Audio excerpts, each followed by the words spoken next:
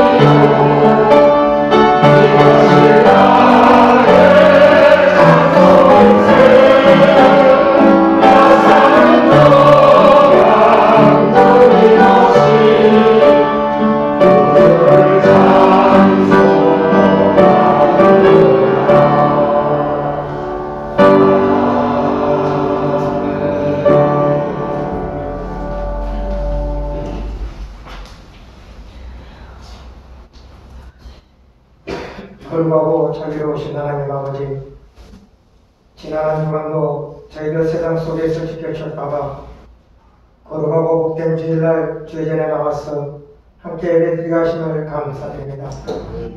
이 시간 저희들의 모든 허물을 십자가 앞에 내려놓고 하나님 음성을 듣는 귀한 시간이 되게 하여 주시옵소서. 또 사랑하는 하나님 아버지, 저희들 세상 속에 살 때 하나님의 자녀로서 구별된 삶을 살아야 함에도 불구하고 구별된 삶을 살지 못하고 부끄럽게 살았음도 고백합니다. 또한 죄를 알면서도 죄에서 빠져나지 못하고 죄 가운데 살았음도 고백합니다. 이 시간 다 내려놓고 잡아가고 떼겨보니 주님 용서하여 주시옵소서. 또 사랑하는 하나님 아버지, 전 세계를 뜬 코로나는 지금도 저희들을 떠나지 않고 여전히 저희들을 이어가고 있습니다.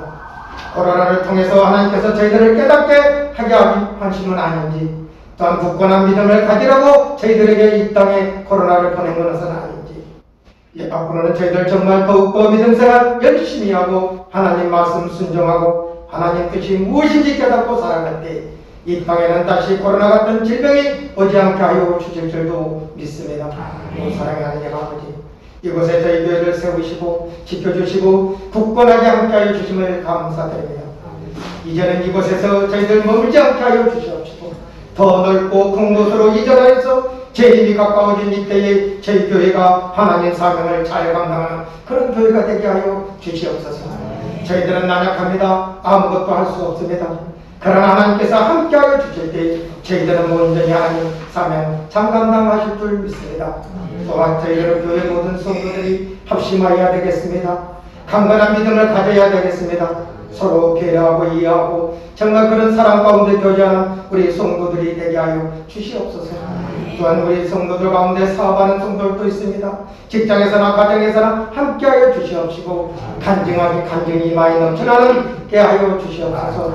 또한 감사함이 넘쳐나게 하여 주시옵시고 축복받는 우리 성도들이 많이 있게 하여 주시옵소서. 또 각 가정마다 기도 제목도 응답받게 하여 주시옵소서. 또 사랑의 하나님 아버지, 이 시간 말씀을 전하는 목사님도 함께하여 주시옵소서. 건강도 주시옵시고 지치지 않는 열정을 주시옵시고 영육간의 강건함도 주시옵소서. 그래야 이 시간 말씀을 통하여 변화되고 치유되고 놀라운 역사가 일어나는 그런 우리 말씀이 되게 하여 주시고 말씀으로 무장하여 세상 속에 나아가 승리하는 삶을 사는 저희들이 되게 하여 주시옵소서. 또 사랑의 하나님 아버지, 이 시간 영상으로 드리는 성도들도 있습니다. 어디에 있든지 주님 함께하여 주시옵소서. 또 아픈 성도 있습니다. 치유하여 주시옵소서. 아파서 나오지 못하는 성도들도 있습니다. 치유하여 주시옵소서. 또 사랑의 하나님 아버지, 지난주에는 장로님 한 분과 안수 집사 두 분을 선출하였습니다. 하나님께서 함께하여 주시고 정말 열정을 다해서 사명을 잘 감당하는 장로님과 안수 집사님이 되게 하여 주시옵소서.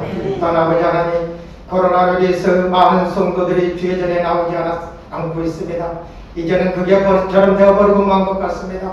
정말 깨닫게 하여 주시옵시고 이제는 모든 걸 이뤄내고 주의 전에 나와서 함께 예배드리는 우리 성도들이 되게 하여 주시옵소서. 그리하여 부흥도 되고 자리도 채워 주시옵소서.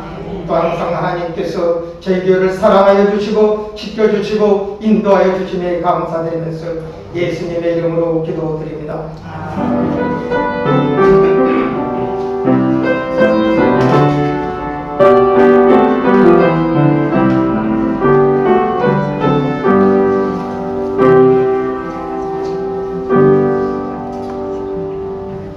오늘 주시는 하나님 말씀은 신약성경 고린도후서 제12장 고린도후서 제12장 1절부터 10절까지의 말씀입니다. 한 목소리로 함께 공독하겠습니다. 우리 하나가 내가 그릇을 자랑하노니 주의 환상과 계시를 말하리라. 내가 그리스도 안에 있는 한 사람을 아노니 그는 14년에 셋째 하늘에 끌려간 자라. 그가 몸 안에 있었는지 몸 밖에 있었는지 나는 모르거니와 하나님은 아시느니라. 내가 이라는 사람을 아노니 그가 몸 안에 있었는지 몸 밖에 있었는지 나는 모르거니와 하나님은 아시느니라. 그가 낙원으로 끌려가서 말로 끌어가셔서 나를 하였으니 사람이 다히 이르지 못하는 말이로다. 내가 이라는 사람을 위하여 자랑하였으나 나를 위하여는 약한 것들을 자랑하지 아니하리라. 내가 나를 자랑하고자 하여도 어리석은 자가 되지 아니할 것은 내가 참말을 하리라. 그러나 누가 나를 보는 바와 내가 듣는 바에 지나치게 생각할까 두려워하여 그 말을 두려워하라. 여러 것을 받는 것이 기쁨으로 너무 자만하지 않게 하시고 내 인체에 다시 온 사탄의 사자를 주셨으니 이는 나를 쳐서 너무 자만하지 않게 하려 하십니다. 이것이 내게서 떠나가게 하기 위하여 내가 세 번째 강구하였더니 나에게 이르시기를 내 은혜가 내게 족하도다. 이는 내 능력이 약한 데서 온전하여지리라 하시니라. 그러므로 도리어 크게 기뻐함으로 나의 여러 약한 것들에 대하여 자랑하리니 이는 그리스도의 능력이 내게 머물게 하려 합니다. 그러므로 내가 그리스도를 위하여 약한 것들과 능력과 궁핍과 박해와 원고를 기뻐하노니 이는 내가 약한 그때에 강하니라. 아멘. 할렐루야. 주님의 은혜와 건강이 여러분에게 충만하시기를 주의 이름으로 축원합니다. 우리가 지난날을 돌아보면 교회가 이 정도로만 가면 금방 훌륭하겠다라고 우리가 희망을 품었던 적이 있어요. 또 실제로 그랬고, 그런데 뜻하지 않게 이 코로나 사태를 맞이하면서 지난 2년여 동안 참으로 힘들었고, 그 힘든 가운데서도 견뎌내고자 하였던 그런 어떤 성도들의 수고와 노력으로 이같이 다시금 우리가 부흥할 수 있는 기초를 가지게 되었습니다. 돌아보면 개인적인 삶도 마찬가지인 것 같아요. 참 잘 되어가고 있었는데 어느 날 갑자기 뜻하지 않는 어떤 불행이 찾아와서 내가 꿈꾸던 일들을 바로 이 한 발자국 앞에 두고 우리가 몰락해버리고 마는, 그래서 꿈을 꾸고 있던 그 모든 것들이 소망이 무너지는 그런 일도 참 많이 경험합니다. 오늘 이 사도 바울의 이 12장에 나오는 이 고백은 자신이 체험한 신비로운 체험에 대해서 얘기하고 있어요. 몇 년 전에 여기 이 사람이 14년 전에 셋째 하늘에 올라갔었다. 그가 누구라고 딱 부러지게 얘기하지는 않지만 그게 자기 자신을 얘기하고 있는 거예요. 하늘나라에 가서 하늘의 신령하고 영광된 모습을 보고 그 은혜가 이 사도 바울 속에 넘쳐나게 되고, 그것 때문에 자기가 봤잖아요. 말씀을 직접 들었잖아요. 천국의 아름다움이 어떤지 깨달았잖아요. 그리고 현실로 돌아왔을 때 이 바울이 할 수 있었던 것은 그것을 자랑하는 것이 아니라 그것으로 인한 자기 속에 정말 내가 전하는 이 예수의 복음이 이게 정말 진리고, 이 진리 따라 내가 경험했던 천국에 가는 것이다 라고 하는 확고한, 무엇으로도 흔들 수 없는 그런 확고한 믿음을 가지고 이 복음 전도하는데 전력을 다할 수가 있었다는 겁니다. 오늘 이 말씀을 몇 가지로 나눠보면 그런 거예요. 이 사람이라고 한다면 누구나 다 가시가 있다는 거예요. 나를 아프게 하고 나를 찔러서 넘어뜨리게 하고 하는 이런 가시가 다 있다는 겁니다. 가시 없는 인생이 있습니까, 여러분? 멀리 다른 사람 생각하지 말고 이 시간에 자기 자신을 한번 생각해 보세요. 지난날을 돌이켜 보세요. 가시가 없이 편안하게 기쁘고 즐거운 삶만 살아온 사람이 있습니까? 이 땅에 생명을 갖고 있는 인생은 누구나 다 가시가 있다라고 하는 사실을 가르쳐 주고 있어요. 그리고 그 고난이라고 하는 그 가시라고 하는 그 가운데에서 그것을 극복하고자 애쓰고 수고하며 그러면서 만들어가는 아름다운 이야기도 함께 동시에 가지고 있는 것을 봅니다. 사람들은 이 가시만 제거하면 참 좋겠다고 얘기합니다. 가시 없으면 편안하고 좋죠. 그런데 하나님은 우리의 삶의 가시를 다 없애주신다고 말씀하지 않는다는 거예요. 그러니까 가시가 있다, 고통이 있다, 아픔이 있다, 이것을 인정하며 살아가는 삶이 우리의 인생이라는 거예요. 그럼 왜 가시를 두셨는가? 그 가시를 두신 이 이유는 다른 거 아닙니다. 우리들 과거의 인생길의 결과로 생긴 거예요.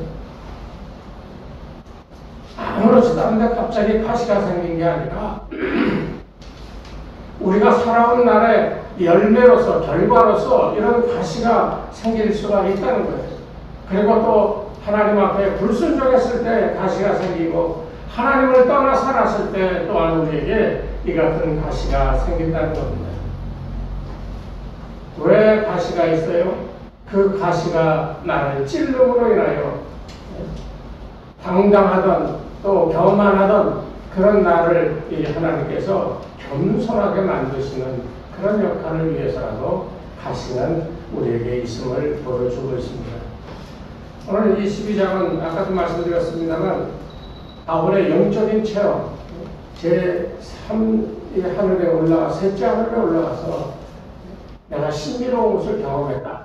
그렇게 12장 첫 부분에 얘기하면서 후반부에 가면 뭐라고 그러냐면 도리어 자신의 나약함에 대하여 고소하고 있는 것을 봅니다. 내가 약하다는 거예요.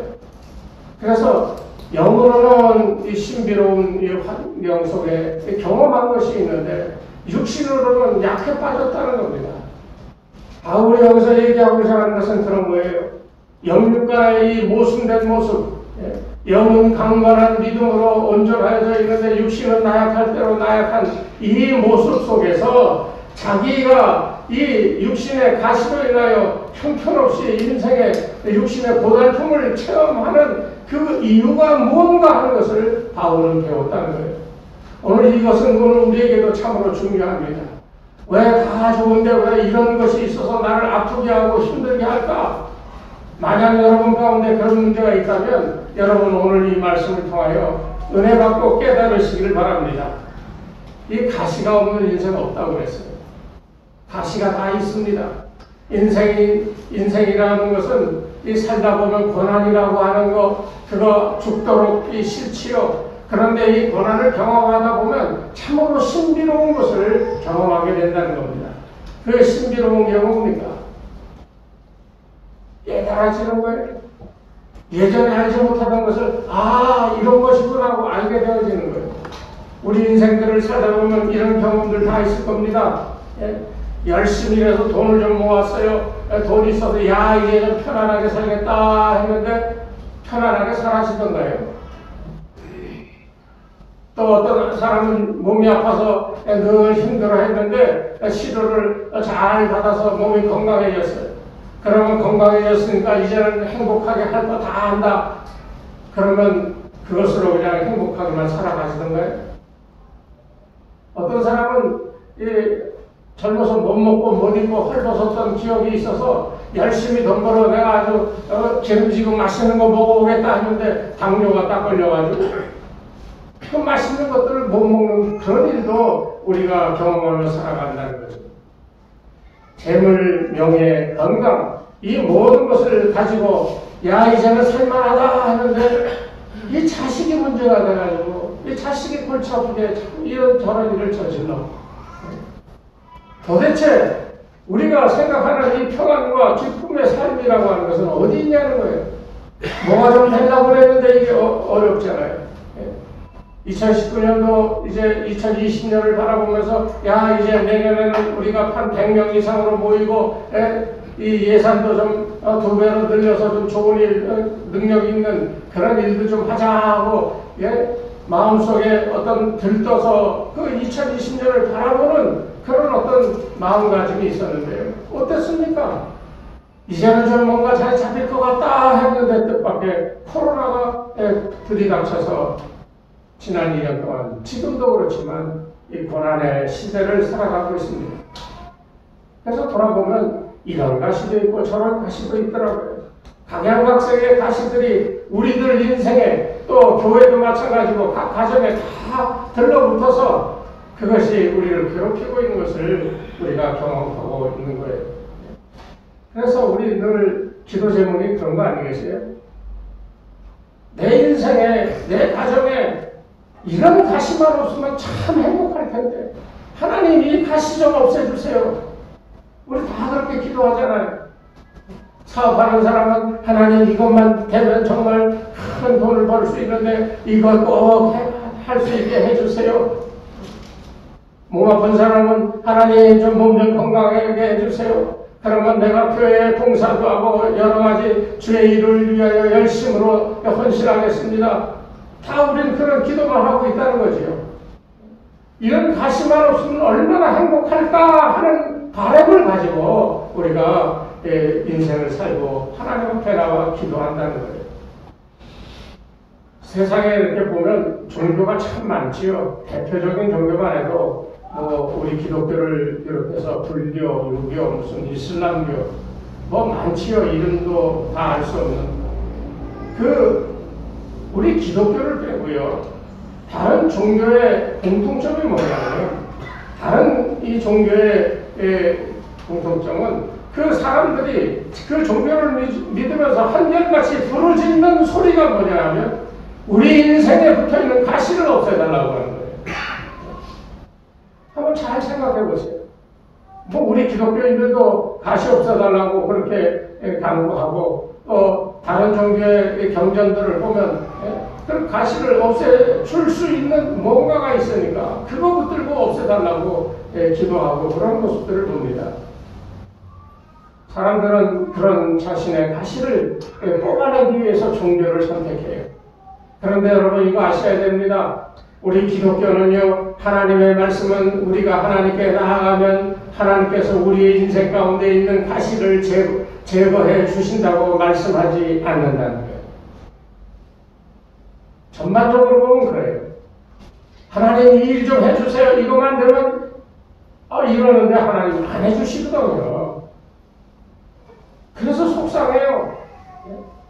하나님 이만큼 믿고 하나님 섬긴다고 평생을 교회를 위해 하나님 위해 이만큼 했으면 이제 좀 뭐가 좀 달라지게끔 좀 복을 좀 주셔야 되지 않겠습니까? 이런 마음속에 한 면도 있어요. 예수 믿는다 그러면서 보면 피곤하고 그냥 뭔가 패배한 것 같고 뭐가 안 돼가지고 속상한 모습으로 우리가 예배드리는 그런 때도 얼마나 많습니다. 다시 한번 말씀드리지만 이 시간에 정신 똑바로 차리시고 여러분 곁에 계신 그리스도 예수를 만나는 은혜가 있기를 바랍니다. 하나님이 함께 하시는데 우리가 다른 데 마음 빼앗기겠어요? 그 하나님이 오셔서 우리와 함께 하는데 그분에게 집중해야죠. 절대로 우리가 조심해야 될 것이 바로 그거예요. 내 소원을 이루기 위해서 나와서 하나님 붙들고 늘어지며 기도하는 게 아니라 내 인생에 가시가 있음에도 하나님이 그 가시를 그냥 내버려 두시면서 그러면서 우리에게 하는 역사가 있는데 그게 우리로서는 체험하기에 가장 좋은 거라는 거예요.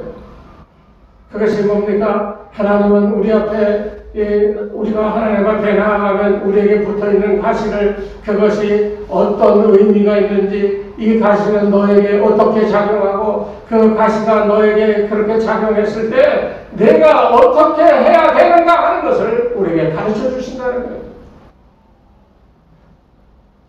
더 쉽게 얘기하면 가시가 우리를 찌르는데 하나님이 가시 좀 없애주세요 하면 하나님이 가시를 쑥 뽑아주는 것이 아니라 그 가시에 찔려 아파하는데 그 아파하는 과정 속에 하나님께서 야 그 아픈 거 그거 내가 너를 치료해 줄게 너 이런 일을 통해서 내가 깨닫고 해야 될 바가 무엇인지를 내가 너에게 가르쳐 줄 테니 그 가르쳐 주는 대로 순종하여 행하라고 우리에게 말씀하는 거예요.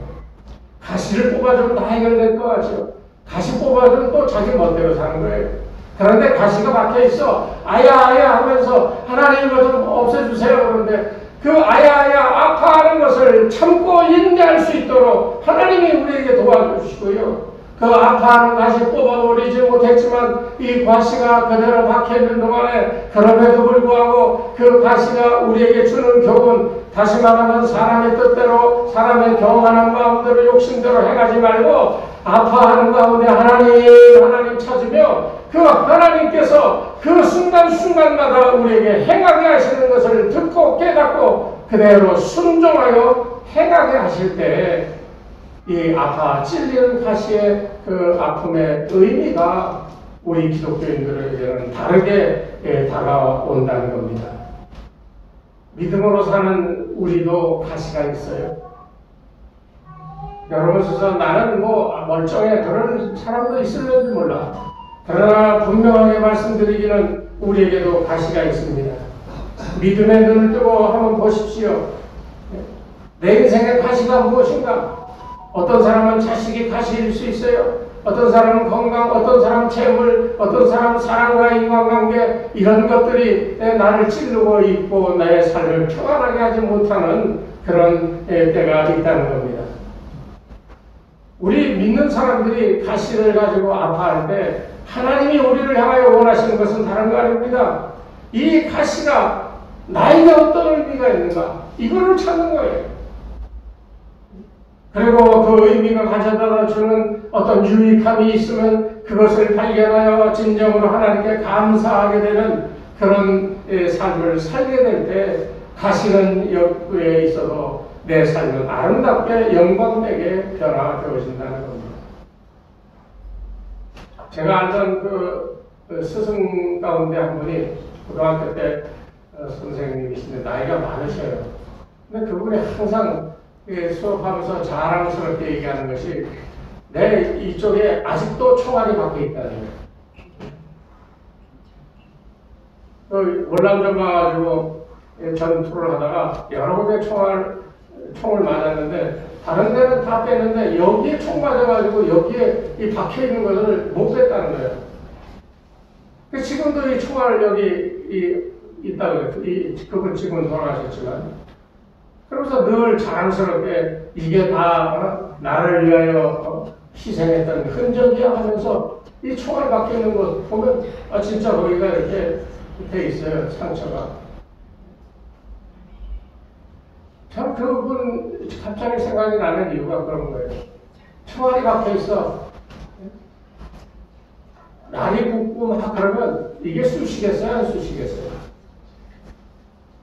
이게 참 죄송스러운 말씀이지만 요새 날 흐리면 저도 허리하고 이 다리가 너무 쑤셔. 어쩔 수 없이 또 집사람 보고 여기 좀 밟아줘 뭐 이러고 마는데 이게 얼마나 쑤시고 아프겠어요. 그래도 교사로서 자기가 할 일을 묵묵히 다 해나가는 거예요. 교사로서 아이들을 가르칠 때 쑤시는 게 안 아프겠습니까? 아파요?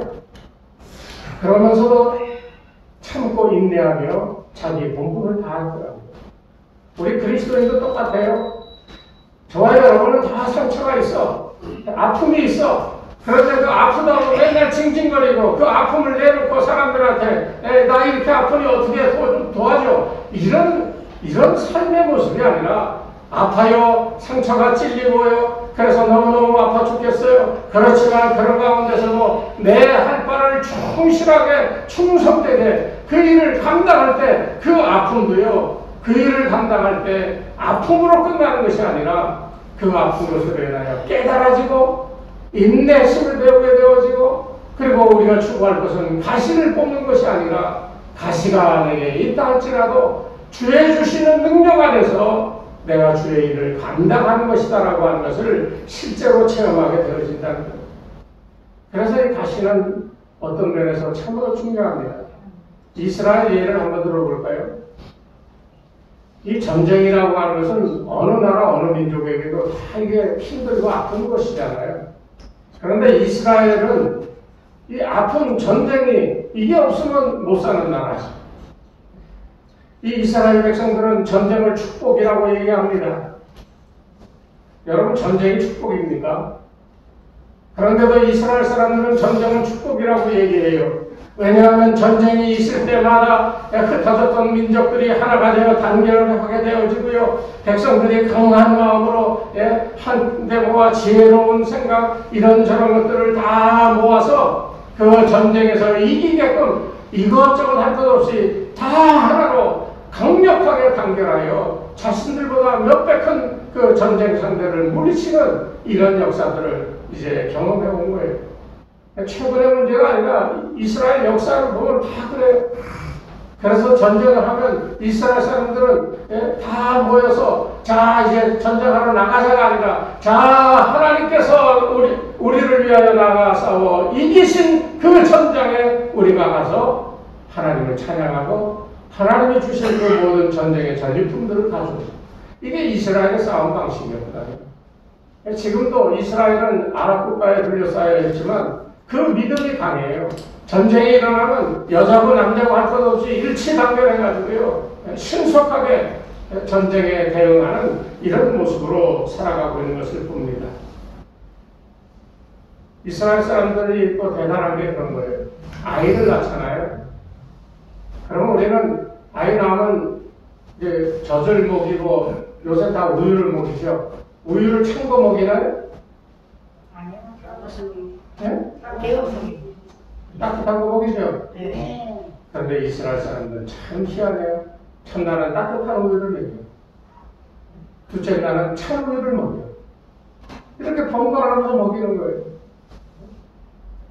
아니 아이가 찬 거를 먹으면 배탈을 나겠지요.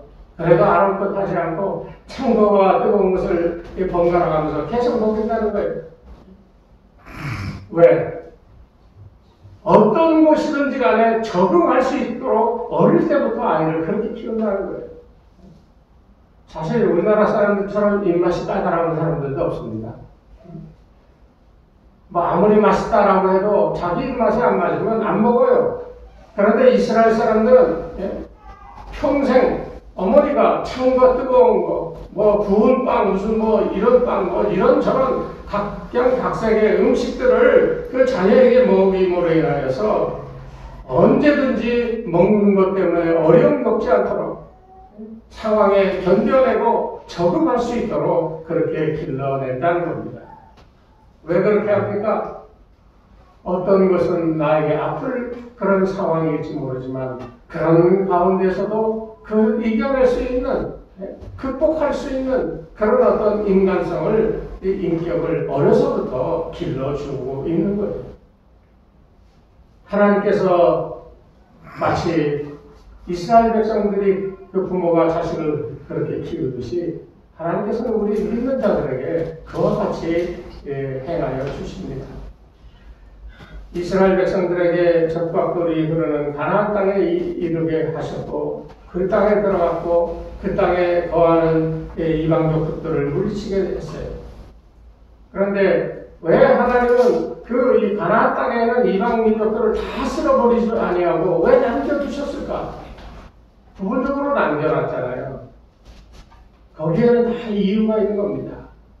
오늘 저와 여러분도 이 말씀에 이 어떤 기초하여 생각해 보면 다 우리도 마찬가지라는 걸 알 수 있어요. 한마디로 얘기하면 다 몽땅 다 내 것으로 만들면 아무 문제가 없을 것 같아요. 그런데 이만한 덩어리 가운데 이 한 부분을 내 거가 아닌 것으로 그냥 놔두신다는 거죠. 그래서 그 내 거가 아닌 부분이 나의 가진 것들을 침범하게 하고 나를 괴롭게 하고 힘들게 하는 때가 참으로 많다는 거예요. 주식회사 같은 경우는 주식 50% 이상 가진 사람이 경영권을 갖고 뭐 한다 그래요. 그런데 어떤 사람이 주식을 사가지고 다른 사람이 40몇 프로 자기는 40%도 안 되고 그러면 경영권 빼앗기는 거잖아요. 그러니까 주식을 많이 확보하려고 애를 쓰고 또 실제로 그렇게 하는 겁니다. 마찬가지로 우리의 영적인 싸움도 우리의 삶도 마찬가지예요. 모든 만사가 다 하나님의 능력 가운데 내가 감당할 수 있고 내 것으로 온전하게 내 손으로 잡아 컨트롤할 수 있으면 다 된 것 같아요. 만사형통한 것 같아요. 그런데 여러분 그런 거 아십니까? 이 인류 역사상 성경에 나오는 모든 이 역사 가운데서 가장 형통하고 가장 행복하고 가장 기뻤던 때가 언제인지 아십니까? 에덴 동산 때예요. 그 완벽한 곳에 아무것도 거리줄 것이 없고 아무것도 부족함이 없고 언제든지 하나님과 더불어 동행하며 즐거운 대화를 나누며 가장 행복했던 바로 그때 어떻게 됐어요? 사단이 들어와 한 번에 넘어지고 말았잖아요. 우리는 에덴 동산을 살고 있지는 않지만은 그러나 각자가 수고하고 땀 흘려서 이루는 아름다운 가정이 있고 오늘 함께 모여 예배드리는 이 예배 공동체가 있습니다. 여기에 보면 다 자기 마음에 다 들어서 100% 야 참 좋다 하는 사람이 누가 있겠어요?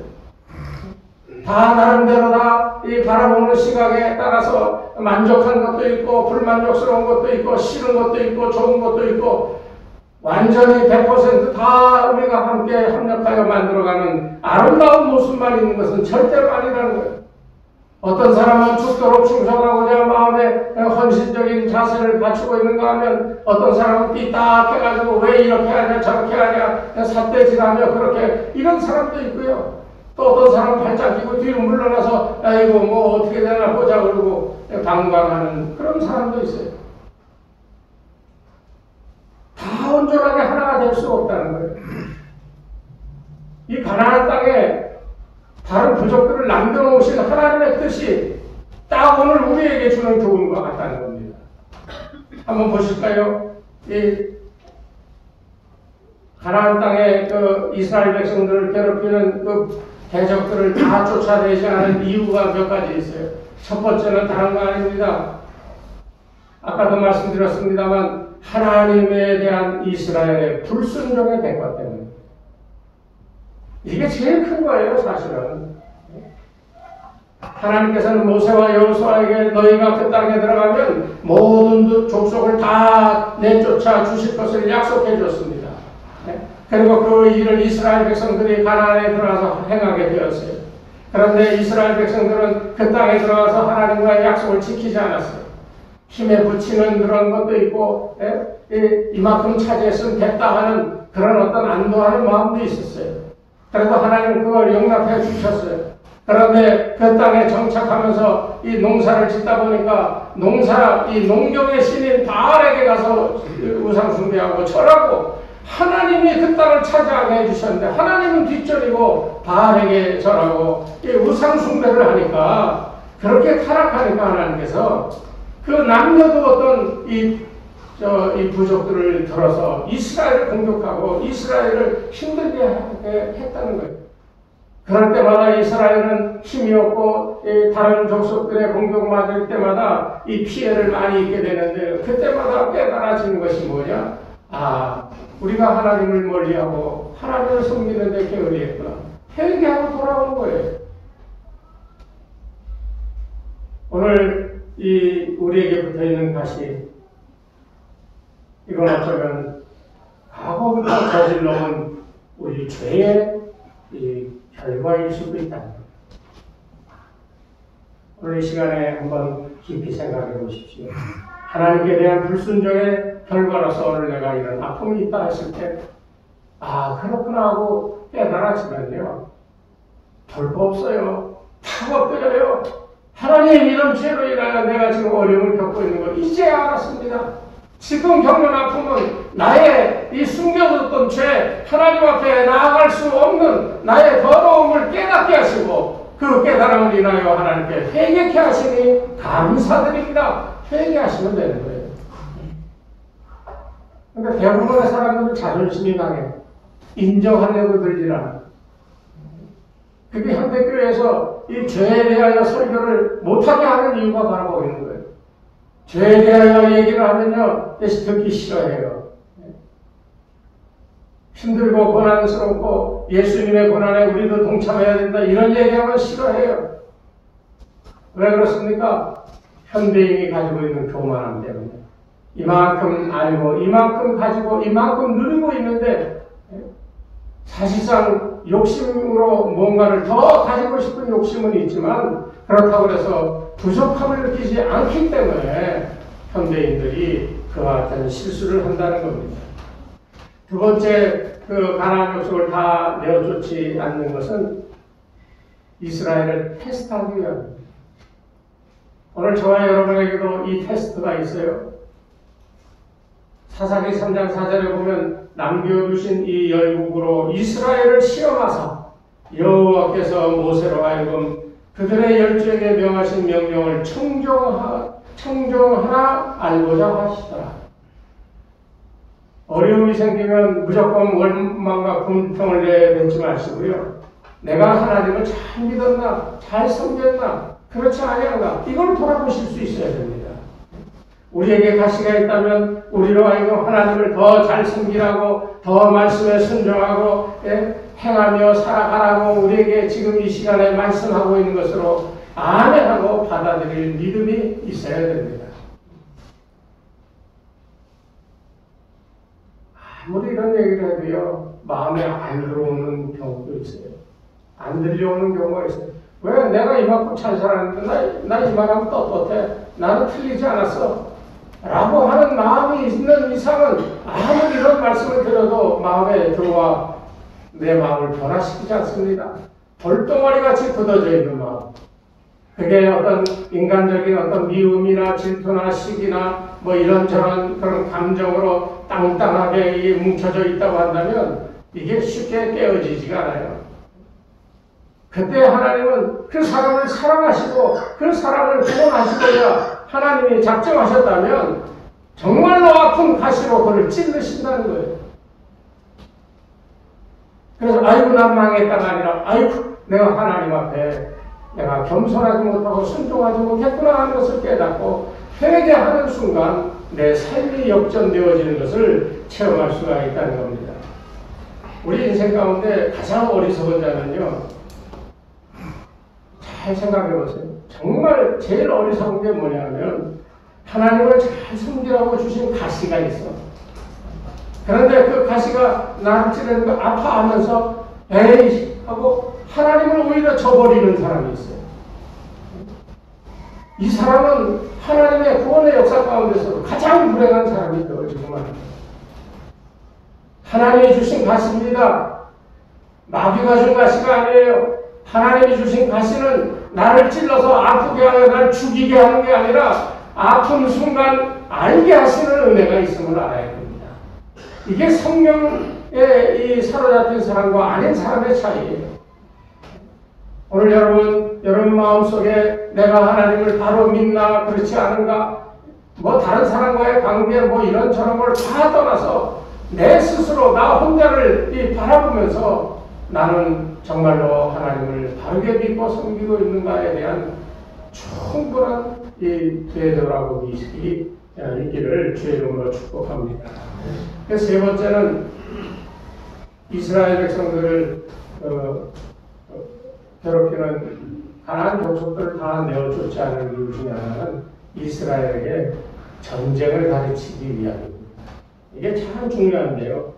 사사기 3장 1절에 보면 이스라엘 세대 중에 아직 전쟁을 알지 못하는 사람에게 전쟁이 무엇인가를 알게 하시려고 이방 민족을 쫓아내지 아니하셨다라고 그렇게 분명하게 써 있습니다. 이 말에 진리가 있습니다. 우리에게 가시가 있다. 잘 지내는 것 같았는데 어느 날 가시가 생겨서 옆구리를 푹푹 아프게 해요. 이 가시를 통하여 우리가 이 인생에 치열한 싸움이 있다라고 하는 사실을 알게 해주는 거예요. 이 가시가 찔리는 것을 이겨내기 위해서 우리가 행해야 될 것이 있다는 거예요. 인생은 언제나 큰 노래 부르면서 사치롭게 풍요롭게 사는 게 아니다라고 하는 것을 알게 해주는 거예요. 전쟁을 해야 됩니다. 첫 번째는 영적 전쟁이에요. 내 마음을 사로잡아 오는 이 사도 바울의 이 로마서 8장의 말씀처럼 내 마음속에 사로잡아 오는 죄의 법이 있다는 것을 보는 겁니다. 나는 하나님의 법대로 행하려고 성령의 법대로 순종하려고 그러는데 내 마음속에 나를 꽉 잡아오는 이 죄의 법이 있다는 거예요. 로마서 7장의 사도 바울의 고민이었어요. 그래서 어찌할까 몰라서 전전긍긍하고 나는 참 곤고한 사람이라 나는 힘든 인생을 사는 사람이라고 그렇게 고백할 수밖에 없었다는 거예요. 그런데 8장 1절에 가면 이 분위기가 바뀌어요. 그 어려운 싸움에서 승리한 사람, 나로 하여금 그리스도 예수 안에서 승리케 하는 하나님께 감사하노라. 여기 지금 하나님이 우리에게 가시를 주시는 것은 우리로 하여금 싸울 수 있는 힘과 지혜와 능력을 주시기 위함이라는 것을 분명히 하셔야 돼요.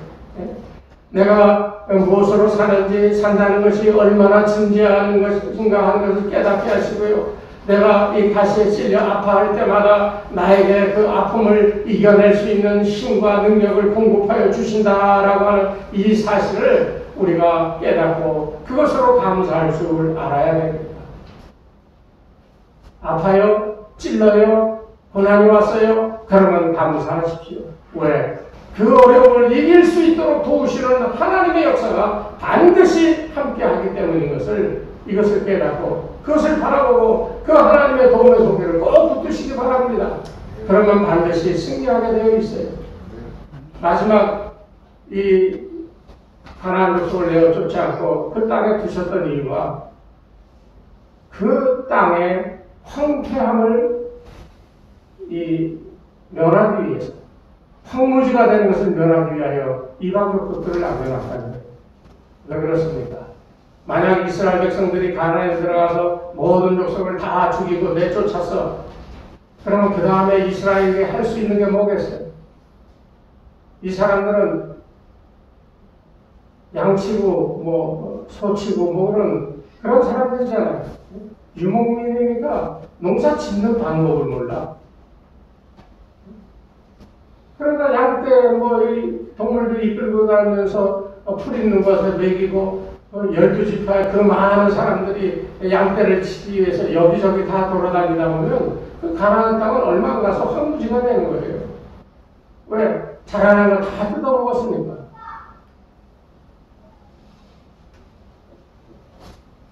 우리가 갑자기 살다가 부자가 되면 정말 인생에 황금비가 오는 줄 알고 다 즐기죠.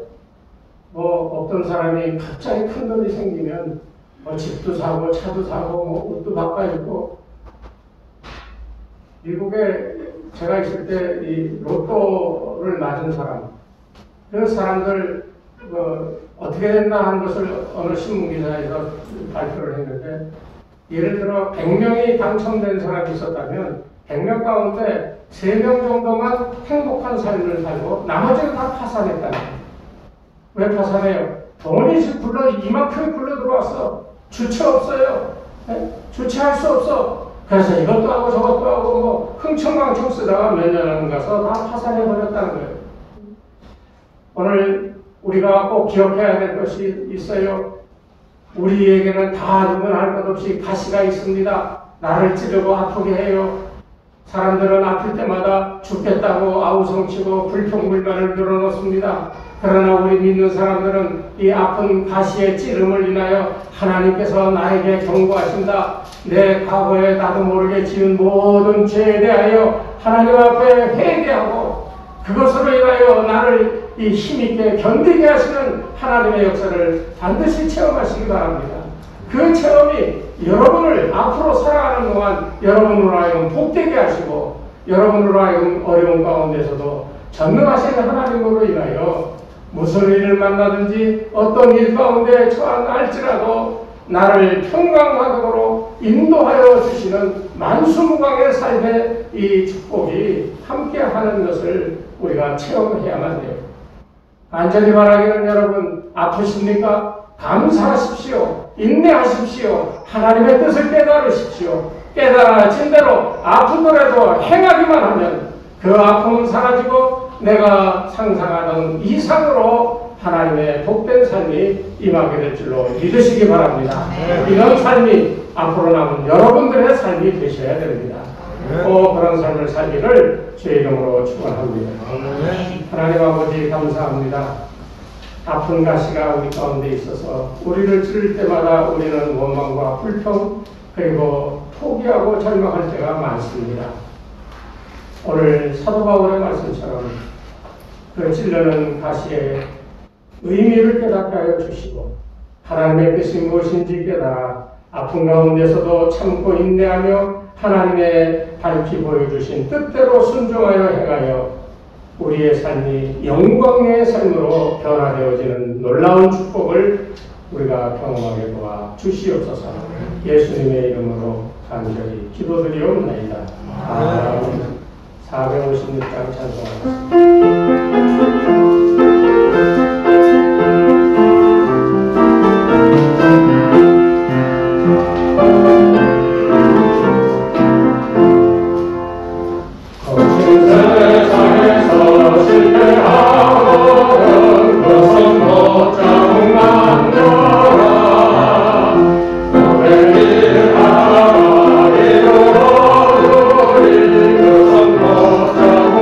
그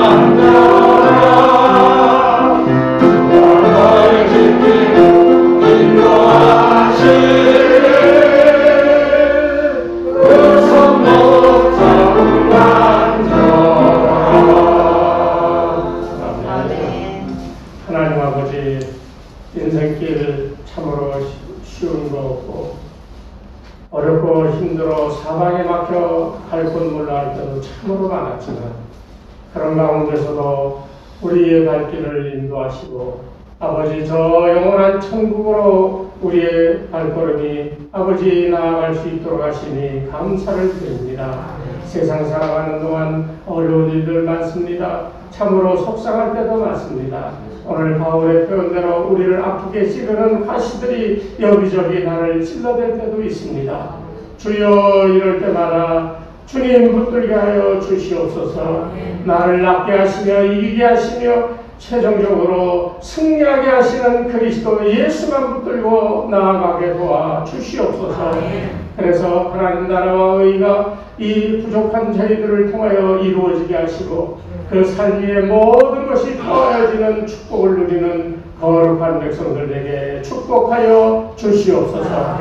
11조원금으로 감사원금으로 주일원금으로 1천번제원금으로 건축원금으로 여러가지 이름으로 주님 앞에 예물을 드리오니 받아 축복하여 능력있게 쓰임받게 하여 주시고 쓰고도 아버지 하나님 오병이어의 기적처럼 12광주리가 채워져 남은 것처럼 아버지 하나님 이 예물에도 이 같은 놀라운 축복이 임하게 도와 주시옵소서.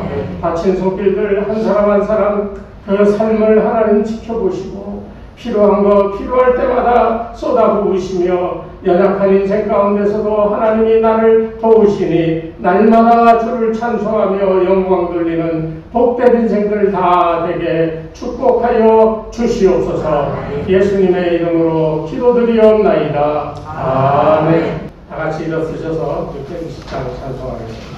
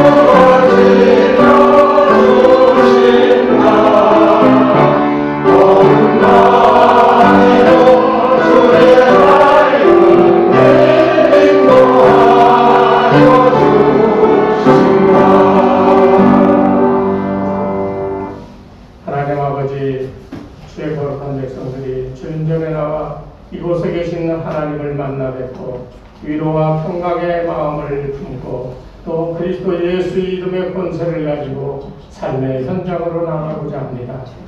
그곳에서 그리스도인으로 살게 도와 주시옵소서. 예수님이 도우시며 인도하시는 은혜를 체험하며 살아가게 인도하여 주시옵소서.